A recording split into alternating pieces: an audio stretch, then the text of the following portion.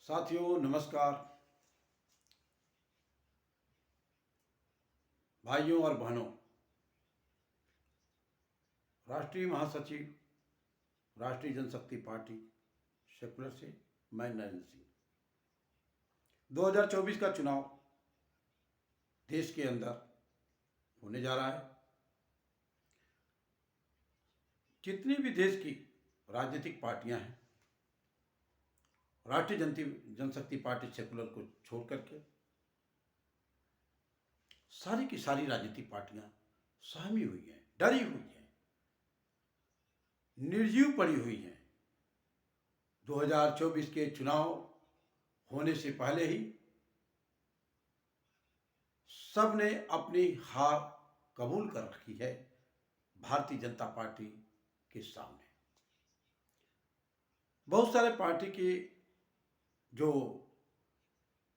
1700 करोड़ का घोटाला करने वाले पवार साहब, भुजबल साहब, ऐसे ऐसे बहुत सारे साहब जो पार्टियों को छोड़ करके भारतीय जनता पार्टी का दामन पकड़ लिए, डर के मारे कि कहीं मेरे साथ कोई ईडी की जांच न हो जाए। और बहुत सारे लोग डर और खौफ के को लेकर के इन पार्टियों, इन भाजपा के खिलाफ आवाज़ उठाने की जरूरत और हिम्मत नहीं है। मैं ऐसे निर्जीव राजनेताओं और राजनीतिक पार्टियों और राजनीतिक पार्टी को अध्यक्षों का मैं पुरजोर भर्त्सना करता हूं। भारतीय राजनीति में एक समय था जब देश के अंदर इमरजेंसी लगी थी और उस समय के शासक ने सभी राजनीतिकों के ऊपर जबरदस्त अंकुश लगाया था। इसके बावजूद भी बहादुरी के साथ, हिम्मत के साथ सभी लोग मिलकर के कंधे से कंधे मिलकर के और उस समय के शासनकर्ता को अपदस्थ किया, पराजित किया और देश के अंदर एक व्यवस्था को कायम करने की कोशिश किया।